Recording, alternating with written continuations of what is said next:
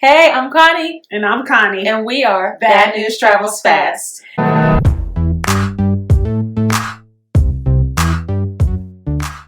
Well.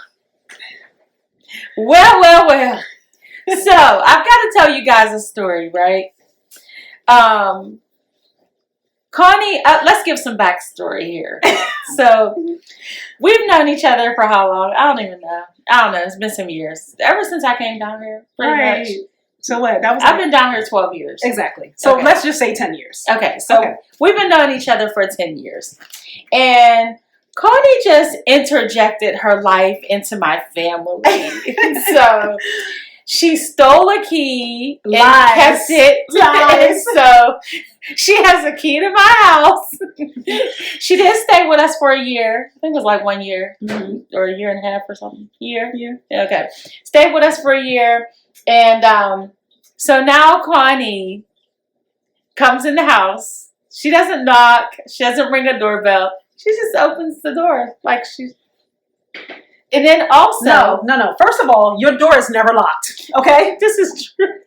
That's not true. So yes, it is. It wasn't locked? No. Well, Sean was... Really? Came. He saw me pull up, so he waved to me. He went in the car or whatever. Oh, see, he probably didn't lock it because he saw her. On a normal basis, the door is very rarely locked. Like, I'm shocked when it's locked, first of all. Okay? He doesn't lock the door. And she gave me the key like 2 houses ago, before I even stayed with her. So let's just be clear about that, right? Okay, now finish your story. So, Connie, okay, so first of all, I was supposed to be ready at 2:30. I was not. I lost track of time. I didn't even know when she came in and said, I was like, it's not 2:30 yet. I thought it was like 1 o'clock. No lie. And she was like, it's 2:27. I was like, oh, snap. So I needed to get dressed and get ready. But anyway, I'm saying this to Connie while I'm in my bedroom. So how did Connie get there? So Connie came in the house, noticed there was no one downstairs. She came upstairs to the bedroom. I knocked on the door. She knocked on the door. She did. It was cracked, so it wasn't shut all the way either. Yeah, but I couldn't see in it. It was like... Right. Yeah. But she knocked. It was cracked. So I'm saying that she literally could have just pushed the door open like, hey, what you doing? But she knocked. That would have been rude. She knocked on the door. So we're talking or whatever, and then she goes knocking on everybody else's door. I didn't knock on everybody's door. I knocked on one person's door. She knocked on Steph's door. Hey, Steph, what are you doing in there? No, the story she tell, pray for her, y'all. I knocked on the door because that's like my nephew, and we have this little bond. So when I come, I always come speak to him. He don't have a problem with it. Finish your story. He didn't tell you that he got a problem with it. He told you. So anyway, this is what I said. Exactly. So this is what I said to Connie. You just all up in our personal space. Like, what did I say? What was the you word said I was a stranger. So I was a stranger knocking on people's door. That is not how I said it. I was like, so fast forward.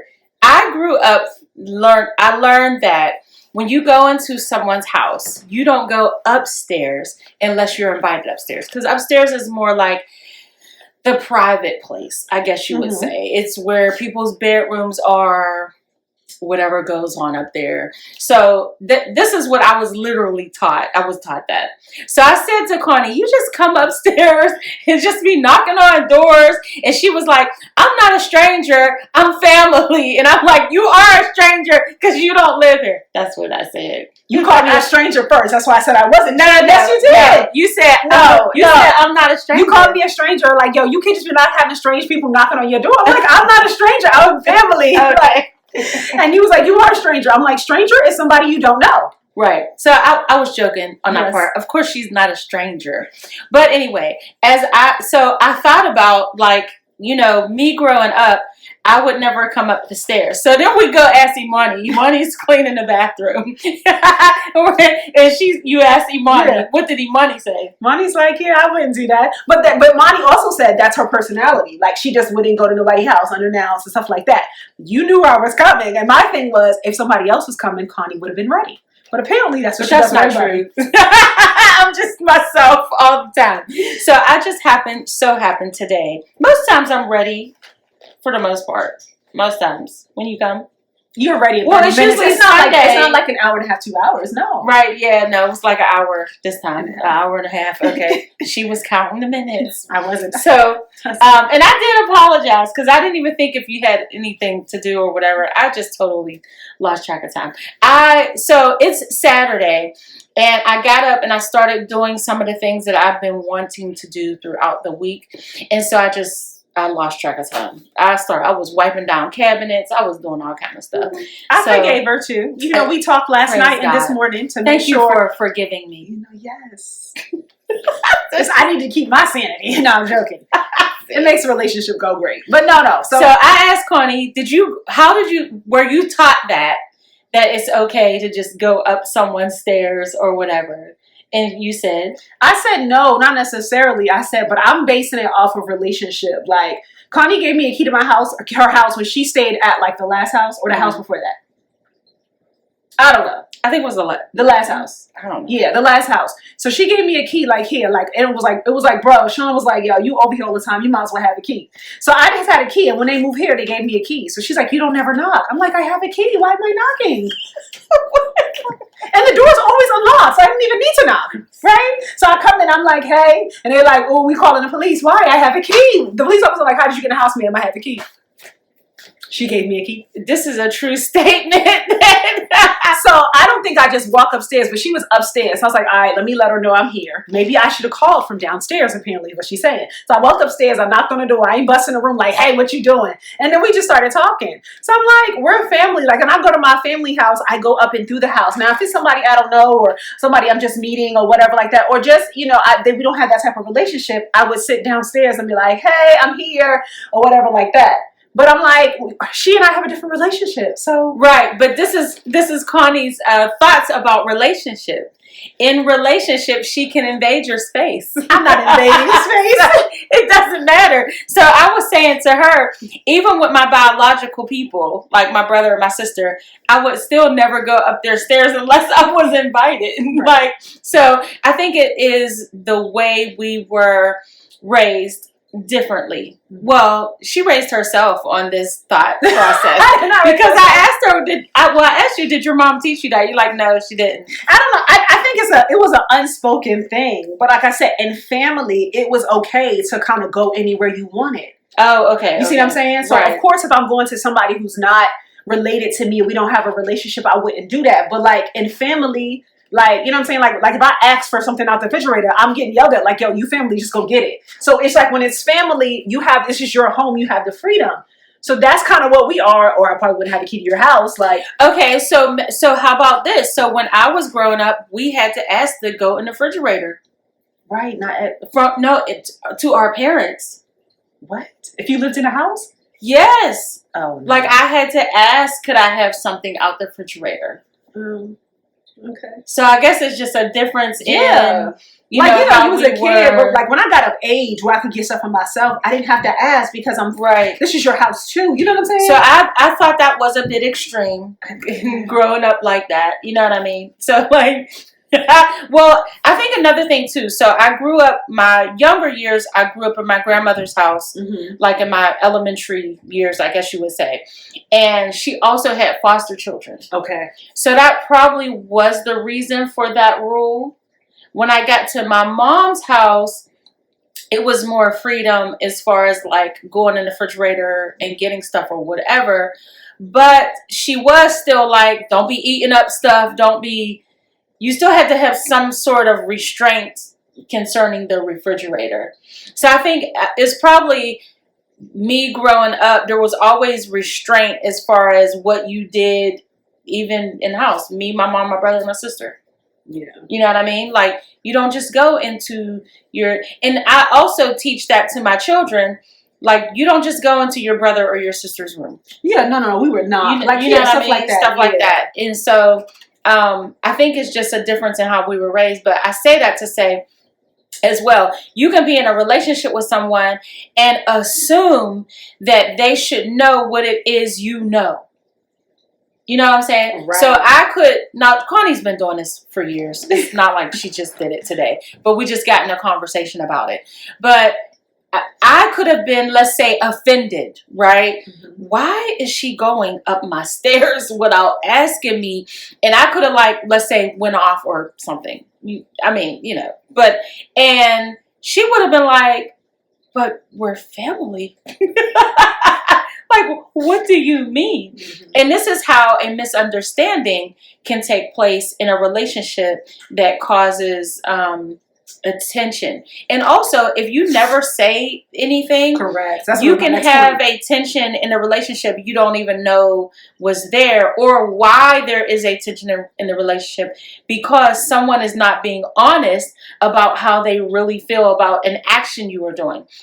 And we, with our ignorant selves, always say they should have known better. Mhm. I am so tired of hearing they should have known better. It's not even funny. Yeah. Even with racism, like we talk about racism a lot and stuff like that. All them folks who are racist, they're not gonna know better, because who taught them that being a racist was wrong? You literally have to. If you're in a household with racist people, you're not going to have the understanding that racism is wrong unless a teacher sees you do it, or somebody sees you and be like, hey, no, that's wrong. Mhm. They don't teach you properly about Black history in school or anything like that. So it's not like you're going to know that racism is wrong. Right, because racism is also taught. Yes. Or caught.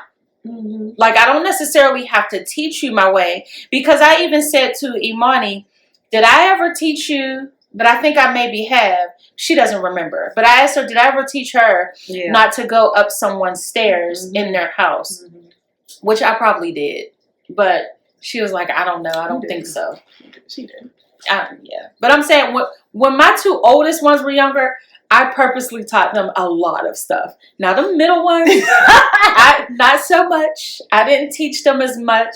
I didn't teach them about not answering the door and not answering the phone and stuff like that, because there was always somebody here, I think. Like that was older. That was older. Mhm. Yes, I didn't necessarily make sure to teach them about those things. I did teach them about stranger danger and that sort of thing. Mhm. But as far as that is concerned, so we just, Connie's privileged, and she's privileged to my house and all of our bedrooms. We want to know what you think about. We want to know what you think about this. What do you do when you get in a relationship with someone and you become close with them? Do you feel you have access? And this also spills out into everything, I think, because you'll even eat something off my plate. Mhm. I usually ask. Yeah, now you do, because I would fuss with you about it. But she would take a fork and put her fork over, and I'm like, what is you doing over here? Connie's selfish. That's why she don't like to share her food. She'll keep stuff in the car. I'm not selfish. I'm greedy. I like to eat all my food by myself. So anyway, so your personality spills out into, if I love you, I have access to everything you pretty No, much. I don't think I think about it like that. But I think there's a level of comfortability. Like I said, like, she's like, you don't live here, even though I've lived here before. But my thing is, she's the only friend that I have a key to their house. And when I didn't, See, I should never give this girl the key. She thinks she got the key to everything, don't she? no. And when I was living by myself, she had a key to my house. So it's different. So I feel like we have to, like, this is not something I do with everybody, but it is her. I don't know if everybody plays. I don't know what they be doing. I don't know. And it was my fork. You know what I'm saying? But it's like we just have a comfortability with each other that we do that. Like I said, it's family. It's like if I go to my sister's house and I'll be like, oh, can I get a banana? And she'd be like, why are you asking me? You know what I'm saying? Like, why are you asking me for a banana? Like, go get it. Like, why am I asking for that? Like, that's our relationship. So, yes, I do it out of relationship. So, with different people, depending on how close we are, it's how our relationship is surrounded. And so, like I said, I've been doing this all the time. She had a problem with it 10 years ago. She just said it. And I didn't start it 10 years. So, anyway, we want to know, what do you do? How do you feel about this? What do you think? Would you just walk in, not just walk into somebody's house, but let's say you're invited into the house. Would you feel like you have access to the upstairs as well, or the downstairs, or however it goes? Can you move around the house freely? Yeah, can you move around the house freely? Because you love that person and that person loves you? No. Or do you have a restraint? And if so, where's that restraint coming from? That's it. And I want you to think, no, because I want them to think about the relationship. Okay. You know what I'm saying? So like, oh, because they love you, you love them. No, that don't mean anything. I mean, that's relationship, right? It is.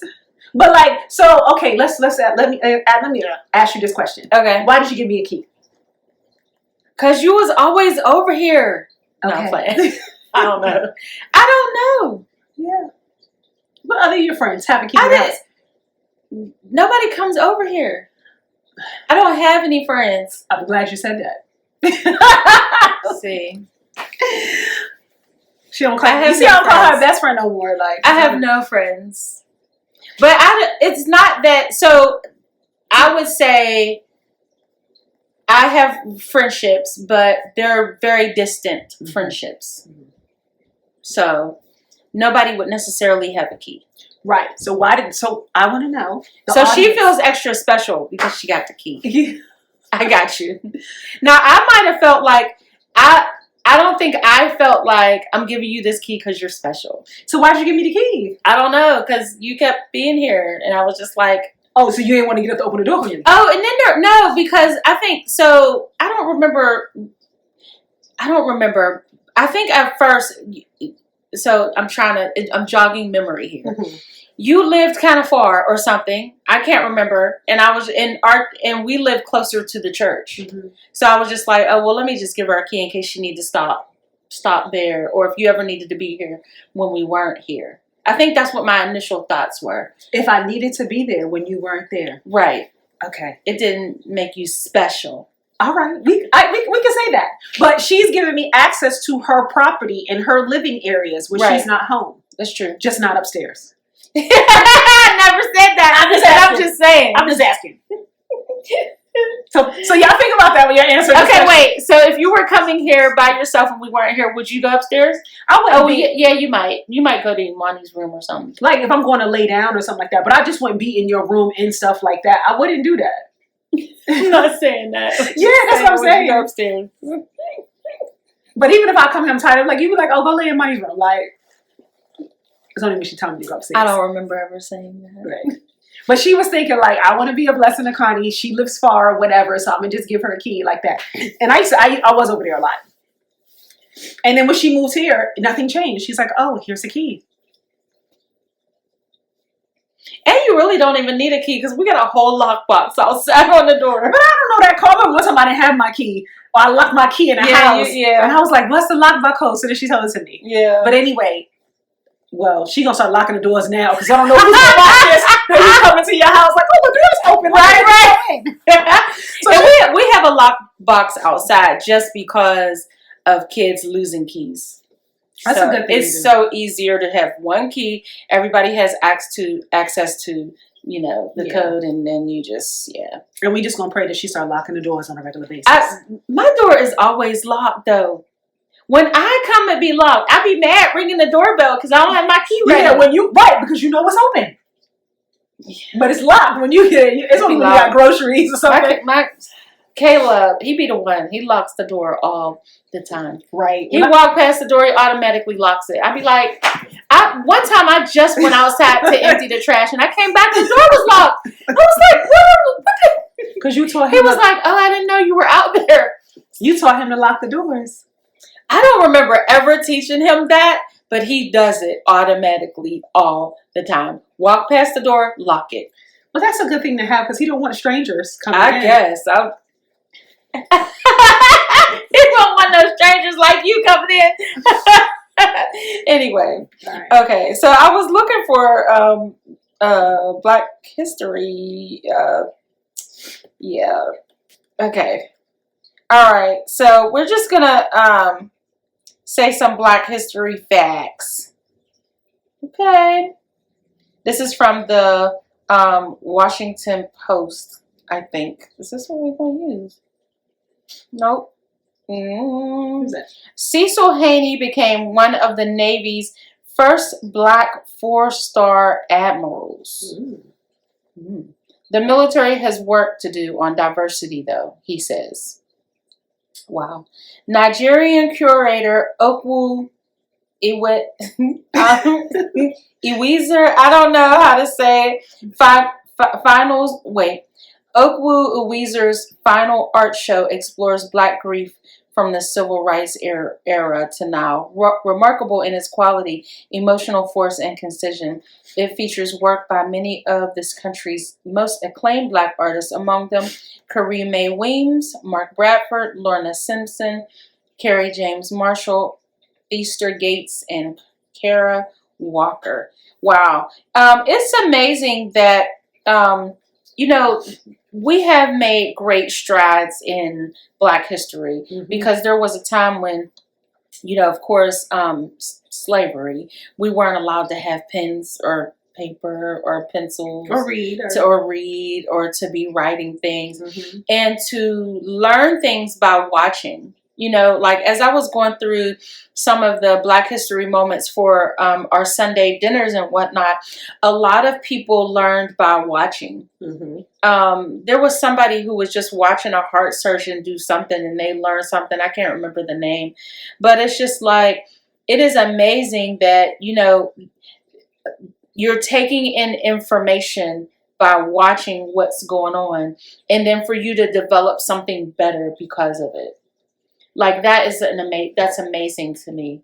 Right. And that's probably how they got all the different learning styles, like audio, visual, kinesthetic, audio, visual together, because it's an amazing thing. And so, yeah, I can observe. Observation is the greatest teacher sometimes, because that's why I say silence. You could do so much more with silence than you can with words, because I can watch what you do and learn how to do without you ever telling me what you did. That's true. That's true. So, wow. Okay.